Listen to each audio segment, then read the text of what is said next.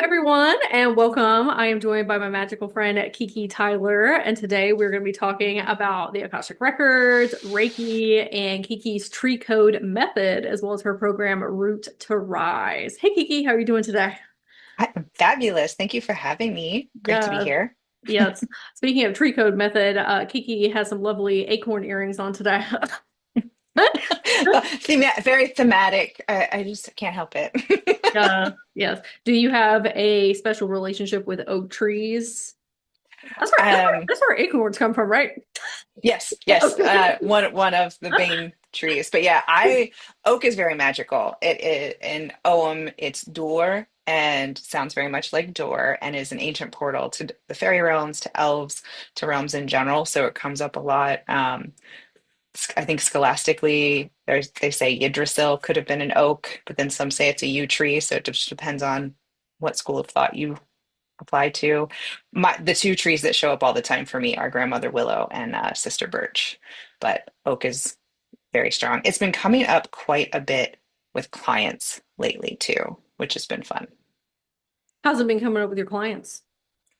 In Or the the session, consciousness, not it, the yeah, consciousness of the tree. yes, the tree ally to support them, to portal them to another dimension, to give them insights for what they're going through and answer the questions and intentions they've set for the session. So That's beautiful.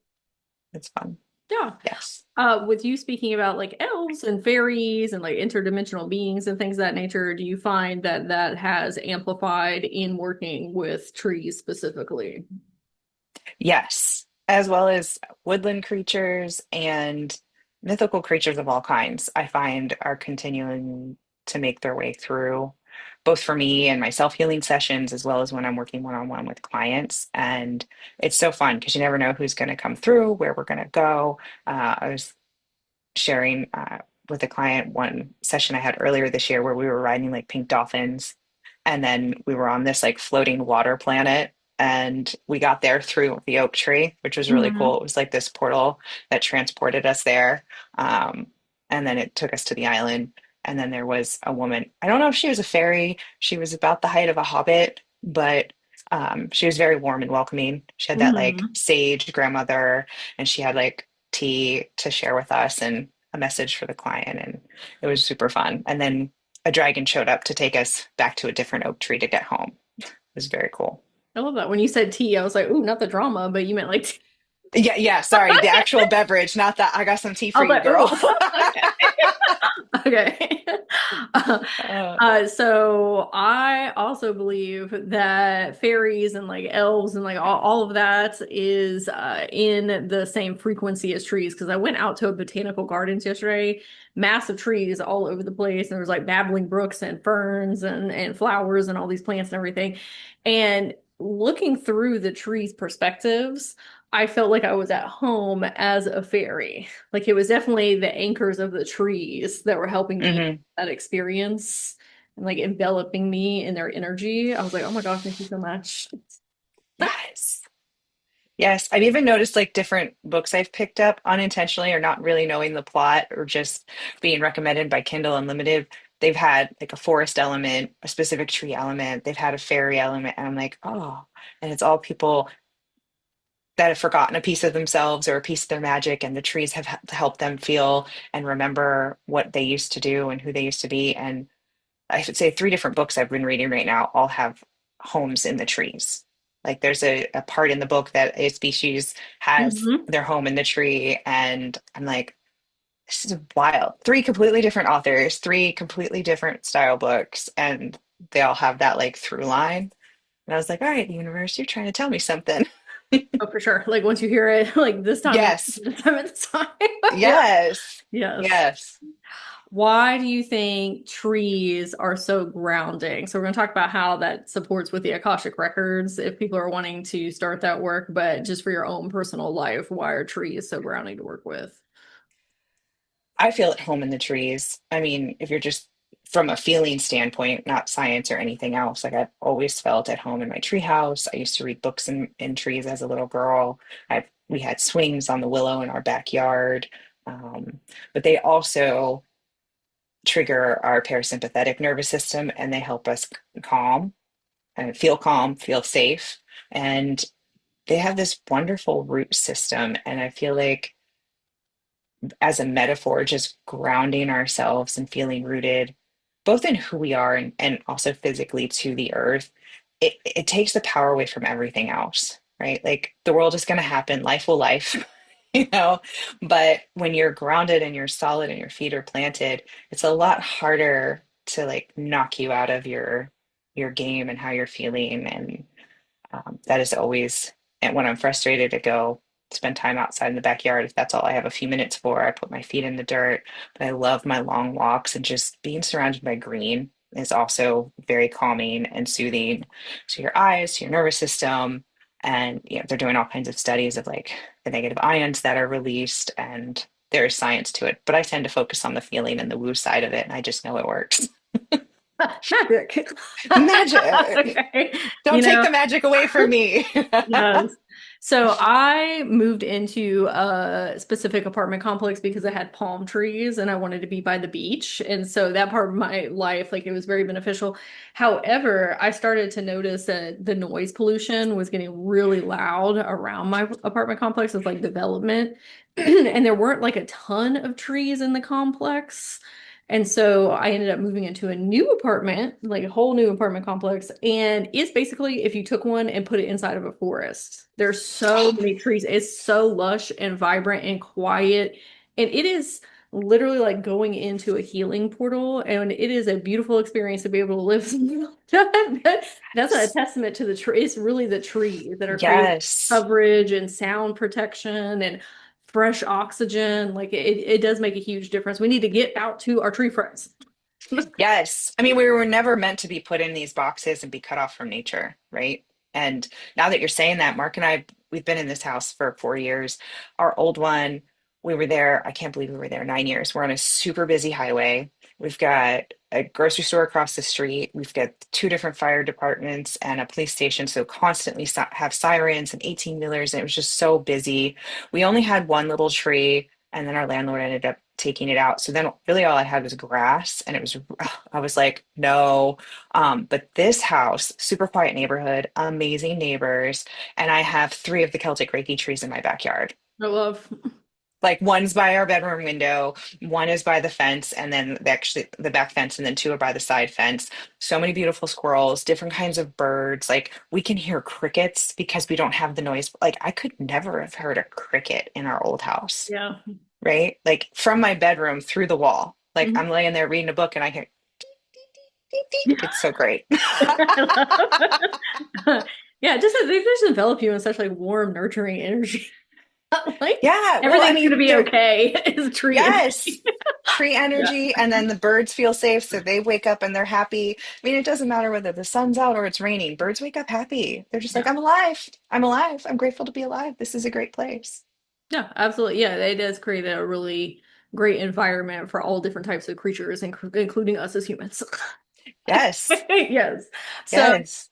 taking the wisdom of the trees, how do you think that supports people who are wanting to get into Akashic record work that might have felt like trepidatious about that before, or just confused as to like what it is or how to get into that line of work?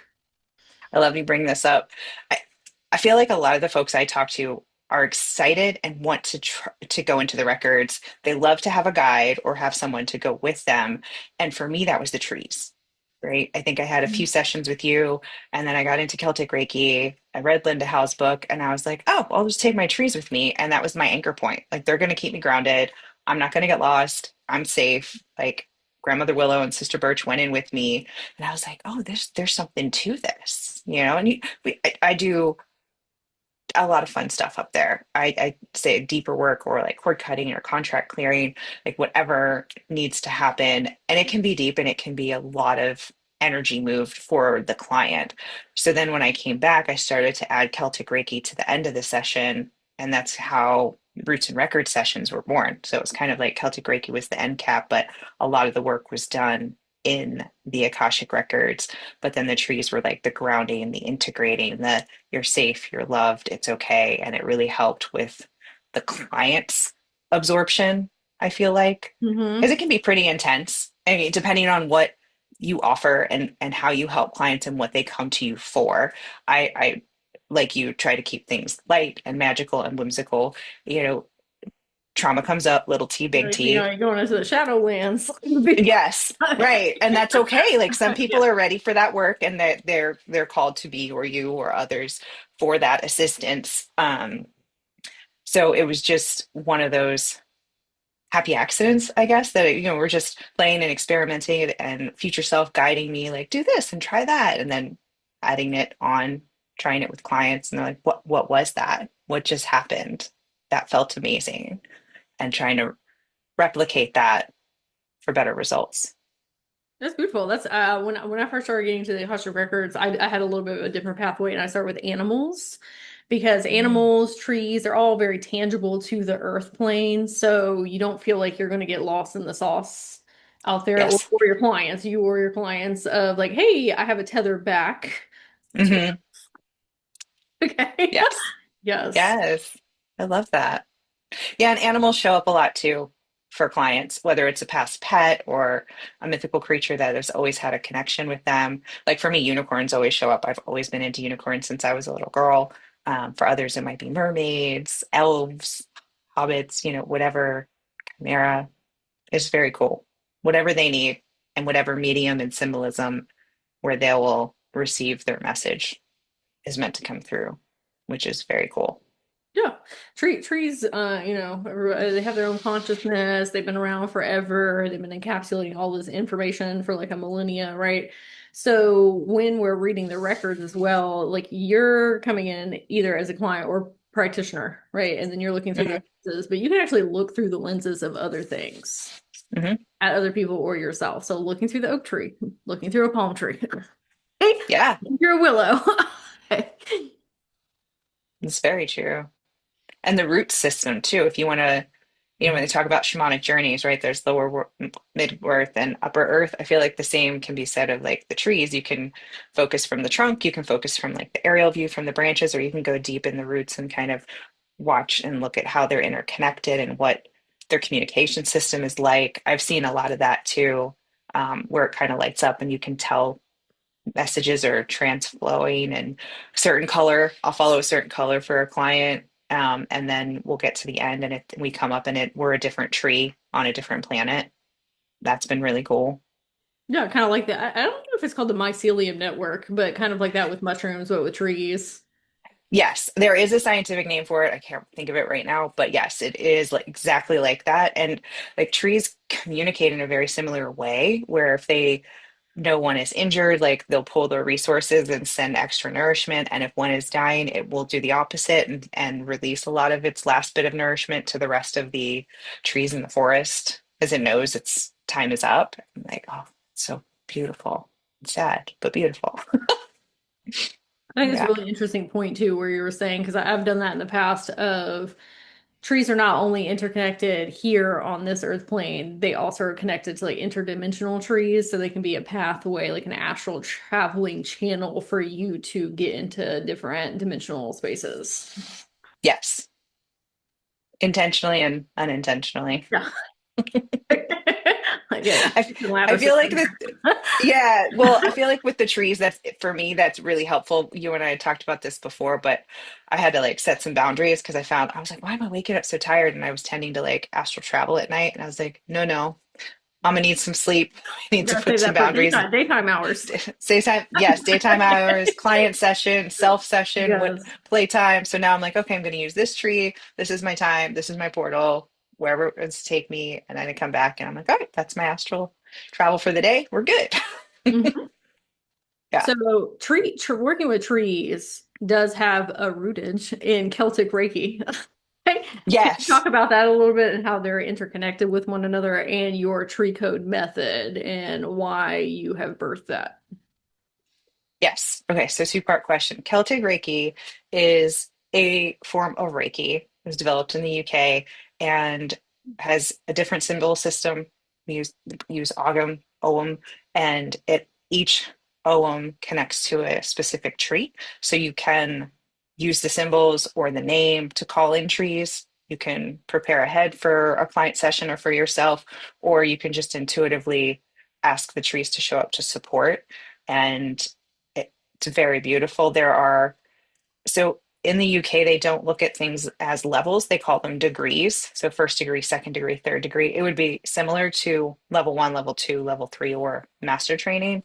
But over there, they very much focus on it being a spiral, and one isn't better than the other. So if you take third degree, that doesn't mean you're better. You have a different skill set, which I absolutely loved as a Like there are perception. their own like chapters within like a bigger modality. Right. And I feel like the hierarchy we're taught and fed here in America, and I know this is a generalization, but like, you go to high school and then you go to college and maybe it's an associate's or a bachelor's and a master's, and there's this emphasis or greater emphasis put on higher levels when they just have more skills at the end Hmm. of the day. Yeah. And I really loved that reframe because I feel like sometimes it can be viewed that those people are better or more experienced, but do they have the experience yet? Right? They might have the skills, they might have the knowledge, but have they put it into practice? And that's where the tree code method started, because I you get excited, you get these modalities, and you want to help as many people as possible, and you take on all these clients, but there is a burnout factor, right? We're human, we're not robots. And I'm guilty of putting myself on the back burner a lot. I'm tired, but oh, I can do one more session. Oh, I really just want to hang out with my friends. Oh, I'll take a couple more sessions over the Make weekend. more content, Make new content, record more workshops, videos, write classes, an mentorships. yes, all of it. I'm like, I want to do it Yes. all Yes. yesterday. And then you like hit the wall, slide down it, and you wonder why you're sick. Your body's like rebelling against you, what have you. And so I'm like, what makes sense? How can I keep growing and expanding, but in an aligned way that feels good? I'm still making the impact, I'm still helping the people, but I'm also taking care of myself. And that's where I came up with the framework. And we walk through it, we live it, we apply it all throughout the Root to Rise program. I also apply it to how I run my sessions, and it's made a big difference for me. And it's really helped me keep healthy boundaries, but in a positive way. And it really just makes it easy. It's beautiful. What's the difference between, I know a Celtic Reiki is like a whole modality, right? But like Yeah. what would you say the difference is between Celtic Reiki and the tree code method? Like what is the Oh, separation of the two, if that makes sense? the tree code method I created, Yes. and it's 7 steps, and it's a framework that I teach. So it's not a modality. It can be applied to any modality. So you don't need to use it just with Celtic Reiki. You can use it with the Akashic Records or Sui Reiki or sound healing or human design, like whatever your main modality or creation is, however you serve your clients, it can be applied. Great. It is a way to like keep your energy fresh, rejuvenated, Yes. grounded, our nervous system. Yes, it's woven in for sure. I mean, we start with rooting, and that goes deeper than just grounding. It's a bit of identity work, like who are we? Who do we want to be? How do we perceive ourselves? And I think once we have that locked in, we become unshakable. And then it's no, these are my non-negotiables, and this is what I have the capacity to do. That's not on my agenda today. And also being okay to cancel a session or reschedule it and not live from a place of fear or scarcity, which is hard. I know we're like we get into conversations of charging more. Am I charging enough? Or what if I go to reschedule and they cancel and they want their money? All of those come from a place of fear versus no, I'm taking care of me. I'm going to walk my talk. The right clients will show up. I love that. I used to be so nervous about all those things. And you really got to put yourself at the forefront of everything that you're doing. And I could see how trees would be very beneficial for that because they're some of the biggest things in the forest. Okay, holding it down, the grounded energy of like, I got to take care of me to take care of everybody else. Right. And there's no fighting with trees. Like they're not worried about air running out, right? They're not worried about new nourishment running out or the sun not like they don't have those same emotions and feelings. Like I feel like it's human nature. I've done this. We make things mean things. We put emotions and attach it and label it and have this whole story associated with it. Hmm. And it usually is a waste of our time and energy because it doesn't happen. And then we're like, oh yeah, that was a waste of my time and energy. I can't get back. So just they're very good about living in the moment for sure, being present. But then they also have all four seasons. Like they have a winter, and I feel like we like to rush over our winter. We don't like to rest. We don't like to recharge. In fall, they let their leaves go. They're dead. They're beautiful. They've done their work. They let them go so that they can rest and then rebloom in the spring. As humans, we tend to hold on to so much that isn't ours and that doesn't serve us, and it prevents us from growing and expanding. So there are so many different lessons in nature that apply uh, if we're paying attention and open to what they're sharing. That's beautiful. I could also see, so in your Root to Rise program, Mm, how if there are some persons who are having a difficulty with their clairaudient abilities of being able to hear their spirit team, trees would be really beneficial because it's more of a feeling based. And those feel sometimes a little bit safer than like interdimensional beings. Like I just start with the yes. gate, right? Like Yeah. these persons that you don't know out here, like no, trees are very safe to me. Yes, that's one of the ones that wasn't super strong for me. Like I would hear a sound or maybe a word, or if I was not getting phrases or sentences. Now I'm getting like full on paragraphs of information. I'm like, is there Mhm. anything I need to pass on to my client? And it's like, da da da. I'm like, I can't write or voice note fast enough to get it. It's awesome, but part of that's feeling safe. And a Mhm. lot of it is trusting yourself and what's coming through.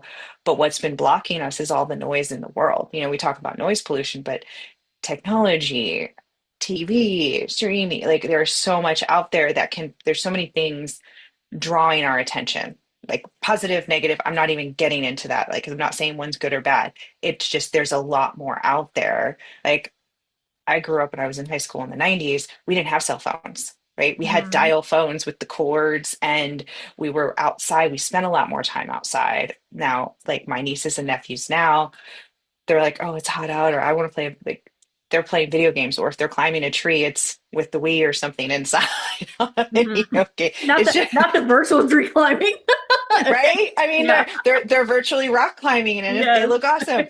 But and I'm like, oh, go scrape your knee, go ride your bike. And then don't even get me started on the motorized bikes. Oh my gosh. My Oh nephews yeah. came to visit and we went to the boardwalk and we love doing this. We get on the bikes and we do a couple laps on the boardwalk before the tram car starts. And they couldn't even make it from like one pier to the next. It was just a short distance, and it's like a two-mile boardwalk, and we're used to doing it like three times. Yeah.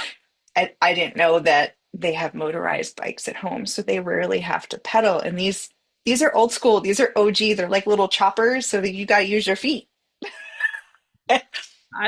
You know what? When I'm talking to other channelers and they have a difficulty channeling for themselves or their clients, a lot of times it's because we have cultivated a society of instant gratification. And I'm like, when I go in to go do channeling, sometimes I'm sitting there in the silence for 10 minutes until something comes through so I can regulate my nervous system first and get all that noise pollution. You got to go back to old, Yes. old school. Yes. I mean, sometimes I have to listen to like theta waves or like point one and Right. brain heart coherence and drop. We all have our systems to drop in. And I will say the more I practice, the faster I drop in.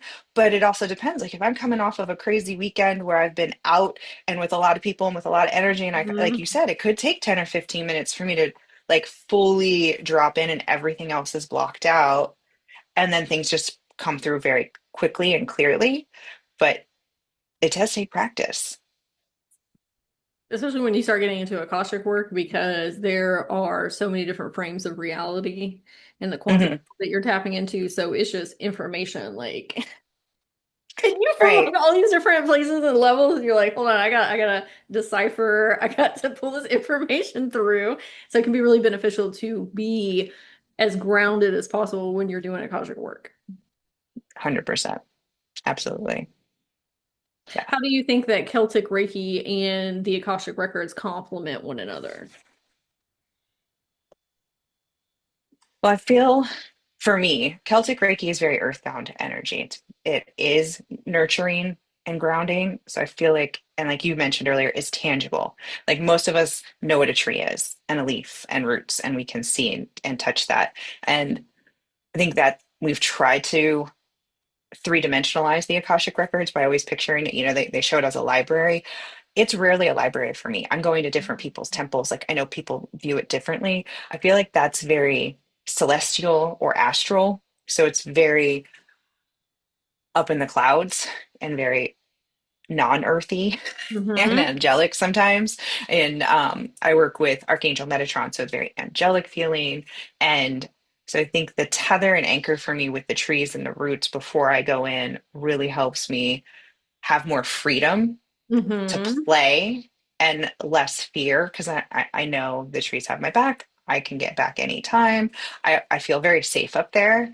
And they complement each other because Mm-hmm. they're also celestial and angelic trees that end up showing up in the records. You know, when I see temples, a lot of times there are trees, they might look more like the tree from Avatar, and it might be like glowing and pulsing. It might have a different form. Some have faces on them. Um, but that's how it shows up and how it connects for me. We do a meditation or activation early on in the Root to Rise program where you meet the essence of Celtic Reiki and what it shows up and how Ooh. it shows up for you because it's going to be absolutely different for Like the everyone. consciousness of Celtic Reiki. Yes, Fun. yes, Okay. yes, yeah. So I'm not a dogmatic, linear, this is the way and the only way. Like I like to give frameworks and I call them training wheels. And I'm like, do it 2 or 3 times this way before you start adding to it. See what you like and don't like, and then you can like play and customize and personalize. It can do no wrong. It's Reiki. It's universal life force energy. It's unconditional love. Like it's never going to go anywhere with malice. So I just always love to introduce the essence and it shows up differently. I had it show up as a green grid for someone. Like she just Mhm. started seeing all the ways the trees connected and she was like there was a globe that was turning and she could see all these different shades of green. So that's the essence of Celtic Reiki as it was presented to her through her trees as she went on the meditation. And it was so cool. Another one, she said it was almost like walking people. And I think it's the Ents in one of Mhm. the Lord of the Rings movies where they like actually get their roots out and they're walking and they're being really protective. So I love all those depictions of trees. They're sentient beings. And in the Celtic culture, they're one of their beliefs is animism, like rocks and trees and Mhm. rivers, like everything has a spirit and a soul, and they have this reverence and honor and respect around it. No, I agree with that. Yesterday, when I was at the gardens, I was taking pictures of this butterfly, and I was like, "If you could just stay right there, I'm gonna do a photo shoot with you." And the butterfly was like, all these like different angles and stuff. It was so cute. I love that. Yeah, That's it's like a awesome. frequency you can tap into, like where they do have, language they can speak back to you with, even if it's not verbal Hmm. language. It's like a feeling understanding. Hmm.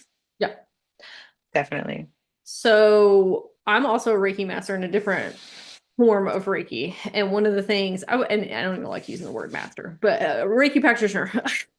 So one of the things that actually turned me off from Reiki is that sometimes it's trained in a way that's so hyper specific and it has to be done this exact way. And I'm an Aquarius, neurodivergent, and that's just not for me. So I found a teacher that had a much more open way of teaching.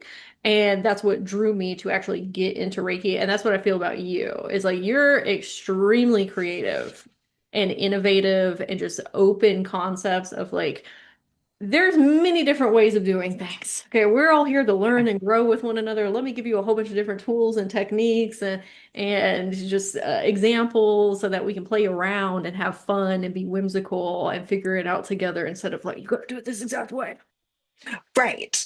And thank you. I appreciate that. Yes. And that's where the frameworks came in because I didn't want to be too loosey goosey. Like there are some people that love that and can totally go to town with it. But then there are others that are like, I just need like bullets or I need some place to start or like an outline and then I Yeah. can Yeah, fill that's in not me from saying there's there. not structure. It is very Right, right, structured. It's a right, very structured teacher. right. Right. But I just wanted to show that like both happen. So it's you show up with your toolbox and you get to pick and choose what you put in the toolbox from Yeah. going through the program. We dive into chakras three ways to scan and work with them. We dive into auras, we dive into meridians. I personally love working with meridians. I know you do a lot of work with meridians. There's so much magic there, both from an energetic level, and then I've been working with it also through 3D physical, like Tai Chi and Qigong. So, like coming at it from both angles, clearing and keeping it flowing. It's been really fun. Um, and then just clearing things that I was sharing with a client. Um, I didn't realize I had a vow of silence from a past life. And I was not doing lives. I was not doing a lot of talking head videos. I wasn't really showing up. I was hiding behind graphics. And I went through and started clearing things around my throat chakra, and then it did feel like a switch was flipped, and like that had been cleared out of my DNA, my energetic fields, and then like that fear isn't as strong. I would say I still get nervous where I go. I mean, I'm human, still have like the back sweat here and there, but um, anytime you do something different, it's supposed to be a little scary, right? That's like Mhm. our ego trying to keep us in the guardian of the mind. Okay, pump the brakes. Do you really want to do that? Like it's just all about keeping us safe. And I'm like, yes, because what I want's over there. And I gotta do that to get over there. Mhm. So and like you said, there are so many different ways to get to the same result. It's what feels good to you, what is repeatable and doable and fun. Definitely Mhm. want to focus on the fun because it can get dark and it can get heavy and sticky even. And you're just like, okay, cool, cleared that. Now what do I need to do for me? Yeah, I think that's one of the beautiful things about getting into Akashic work is you get to a certain point where you have healed so many things in this lifetime, but you really want to like advance beyond like your practicing skills in this lifetime. And so that's when we start finding all these different versions of ourselves out there in the quantum field and start learning, lessons, growth moments from them. But that also includes like healing things, clearing things that have happened in different incarnations. And so we got to be it's one thing to work through your own things, but now you're taking on a whole team of people that need like things worked on with you. Yes. I mean, we do dive into that together in Root to Rise. So after we're rooted, we get to a point where things are revealed, like things have settled. So now we can see the forest for the trees and like what's important, what's not, what's mine, what's everyone else's.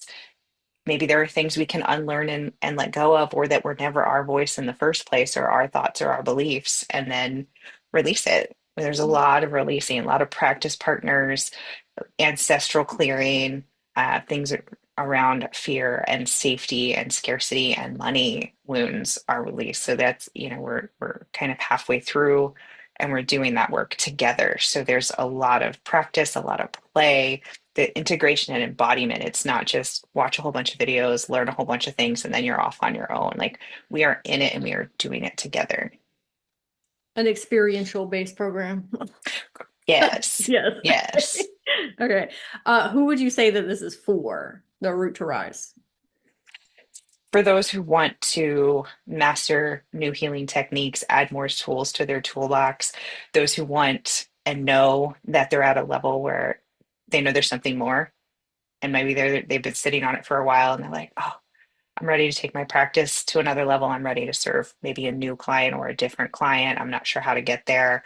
Or I think I've gone as far as I can on my own self-healing journey. I might need help to see what I'm missing so that I can get to that next level.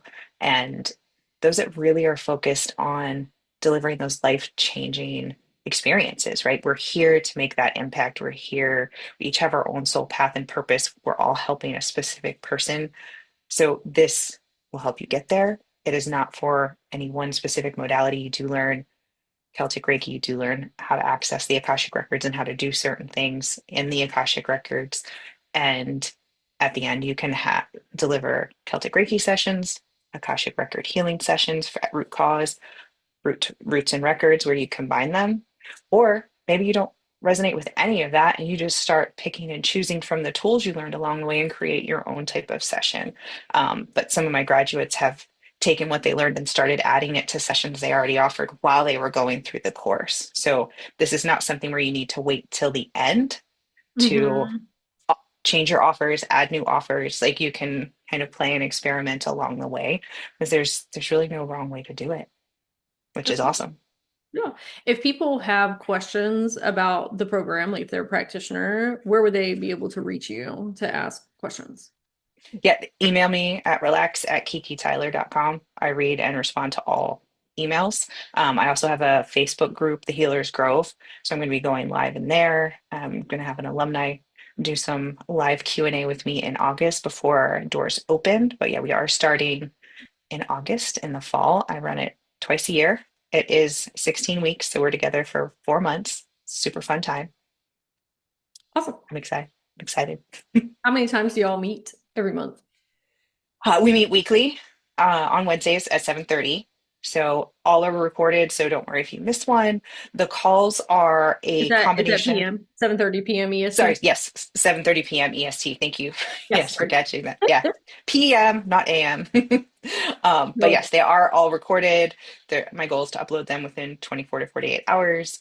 And it's a combination of Q&A as well as activation. So whether that's a guided meditation, whether that's a conversation, a fun activity, but it all pertains to the week of the lessons that we're all going through. And everything's pre-recorded, so you watch it around your own time, and then you'll always have access to it. It's meant to be a resource library as well. And I love programs like that because I'm not a computer, not a supercomputer. So I love when I'm like, oh, how did we do that? And I like re-listen to something. And then Mm-hmm. I realize I'm at a different place and I'm a different person than the first time I listened to it and learned it. Hmm. So I hear it differently, I absorb it differently, I apply it differently. It's I mean, and the students last cohort that they were live for the replays, but then they would listen to the replay again before we met.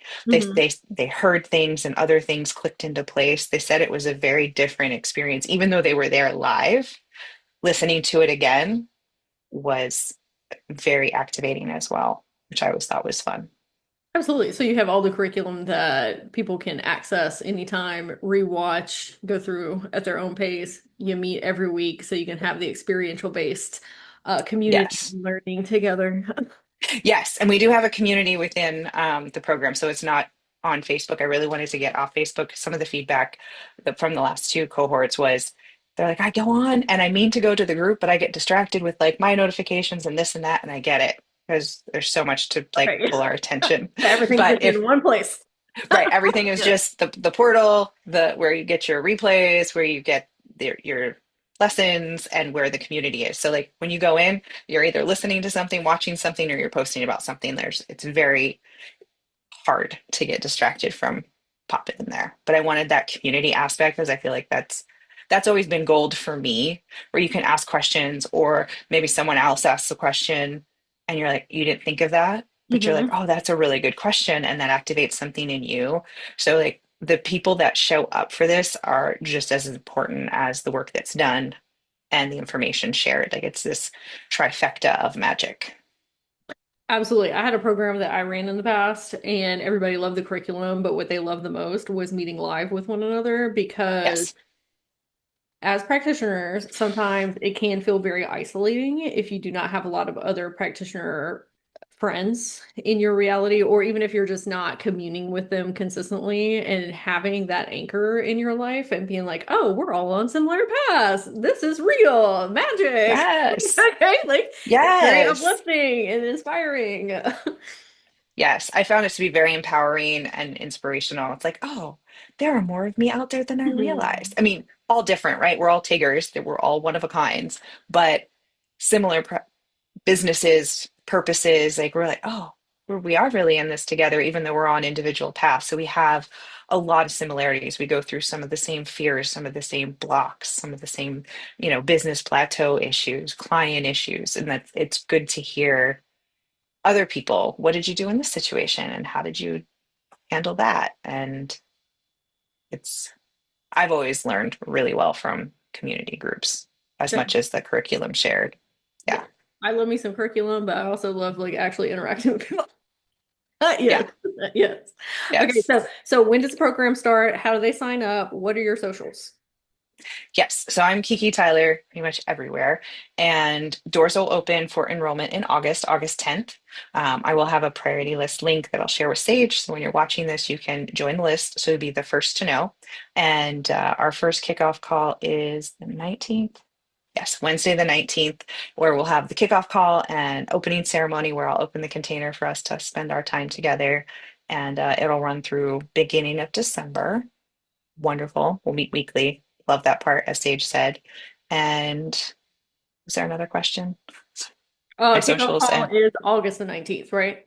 August 19th. August Yes, 19th. 7:30 p.m. Yes, Steve. Yes. Yeah. Okay. Was there anything else you'd like to share as we do our closing? No, I mean, if there's anything that we talked about activated something in you and you're like, yes, this is what's been missing, like I'd love to hear from you. Feel free to email me. And I'm just calling in our new cohort of magical beings that we're all going to learn and spend 4 magical months together having fun, creating Yeah. magic together. As someone who has been through one of Kiki's programs, highly recommend 10 out of 10.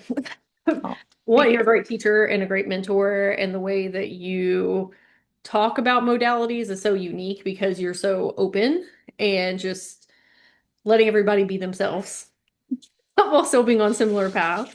But you're so funny and so kind and compassionate and whimsical and just like this beautiful, sparkly fairy. Like, if that's energy that you're wanting to be in, like, it really does make a huge difference in your life because the 3D be 3Ding. We all need like pockets of sunshine. Kiki is a pocket of sunshine Oh, thank you, in her thank face. you. Yes. All right, y'all. Thank y'all so much for joining us. You can find Kiki on all of her socials at Kiki Tyler. I love you, Kiki. I love you, Sage. Thank you. Always fun talking with you. Same. All Wish right. you a magical day. Bye.